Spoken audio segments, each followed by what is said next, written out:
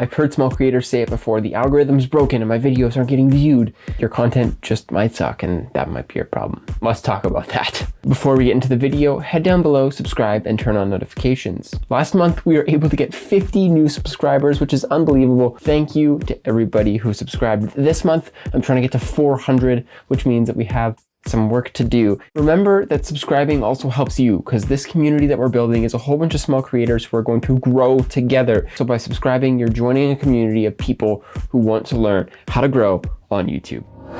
Normally I write out scripts.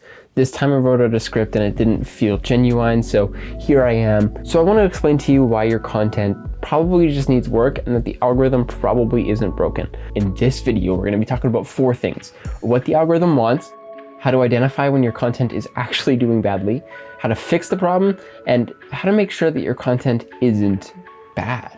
So what does the algorithm want? I talk about this all the time. I know I sound like a broken record, but I think this is the most important concept to wrap your head around on YouTube as a creator. So what does the YouTube algorithm want from you? Watch time is the biggest thing that matters to YouTube, followed by click-through rate and total duration on the platform. So if your videos can get clicked on, retain a viewer, and not make the viewer want to leave YouTube, the algorithm is going to continue to recommend your videos. That's a really important concept to understand. Do things like subscribers and likes and dislikes and comments actually matter? Well, I'm sure that they do play a part, otherwise they wouldn't exist on the platform, but they don't play as big of a part as many people seem to think. Now, that last one you really can't control, because if someone has just clicked on your video and it's the last video they're watching before they go to bed, well, you're kind of shit out of luck.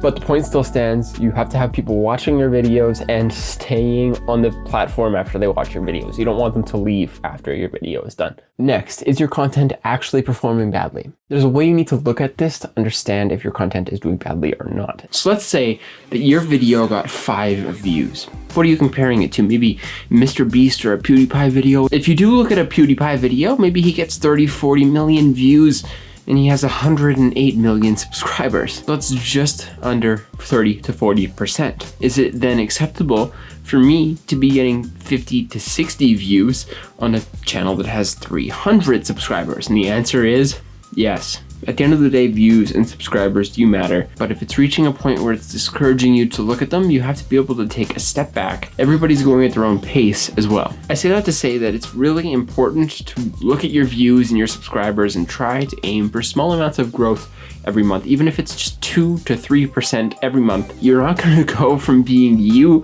to Mr. Beast overnight. Mr. Beast has been making videos since like 2013, so it takes time.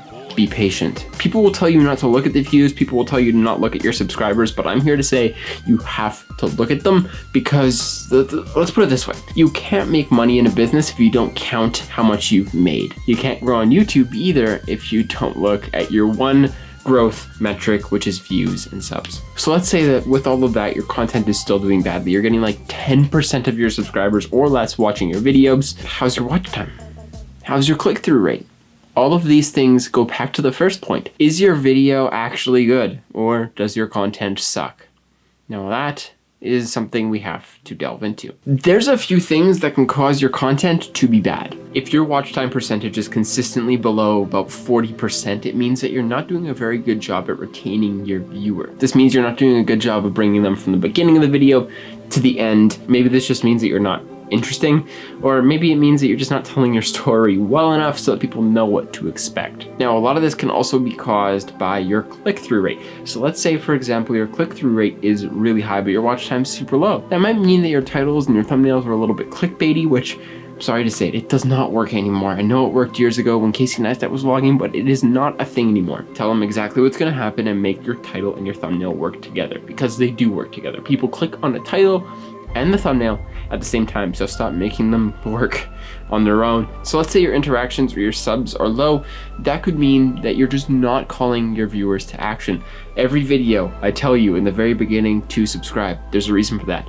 Call to action is very important. It doesn't matter where it is. Keep it short and sweet, but ask for what you want. And finally, if your view counts are low, you just need to get it out there. Promote your content on different pages, different social medias, and try and engage new viewers all the time. Find platforms that have more organic reach, such as YouTube Shorts, TikTok, LinkedIn, Facebook groups, Reddit, I don't know. promote your videos somewhere. Now, to fix all of these problems, you want to make sure that your videos are entertaining, that they retain your viewer, you have a good title and a thumbnail that work together, content and ideas that are interesting that will keep someone to the end. Finally, you want to promote your content wherever you can. That's how you fix pretty much every problem. You have to figure out where your end goal and where your ideal is to solve these problems. Maybe your ideal situation is to have a format. That's what I did. And I worked my way towards that, towards fine-tuning my content until it reached that format. So fixing your problems, ultimately, it comes down to making sure that you're doing everything you can to work towards your ideal situation. And ultimately, as a part of identifying the weaknesses and the problems, you need to figure out how to solve them. So take your time, figure out a plan, and if you need advice on how to improve your content, go to r/smallyt channel on Reddit and submit your video. Join a community of fellow small creators that also want to grow and expand their content. I credit a lot of my successes on YouTube as of late to that group because I know exactly what people like and what people don't like. They literally describe to you what they think of your videos. Feedback, problem solving, that's how you're gonna get there. So I wanted to quickly dive into my experiences and what I've done to fix my problems. So last August, I identified that my content had no focus, it had no goal, and as a result, it had no target audience. So I figured out exactly what I wanted to talk about. That was creators and how to follow creators' paths to success. Now, I didn't really jump into that right away. I wanted to transition from what I was already doing to what I wanted to do slowly so that my viewers wouldn't be confused. So I did that. And then I released a 3-part series talking about YouTubers and influencers and all of that. And every week I was changing my content just a little bit and tweaking my format, which I had set in August to make it better and better. But I had to first identify that my content wasn't good. I didn't like it, so how could anybody else like it either? And recently I identified the same thing on TikTok. I was just kind of talking about whatever I wanted to. It had no sense, and so I figured out exactly what I want to do on TikTok, and I'm still fine-tuning, and I'm still in that process of solving that problem. At least I'm working my way slowly towards my solution instead of just saying that the algorithm is broken. It's easy to say, I've said it, but I promise you, it's not broken. My content just sucked. But did yours suck? Does yours suck? Are you a bad creator? Let's answer that. Are you willing to learn? Are you willing to fix your problems? If you answered yes to those questions, then your videos will never be bad.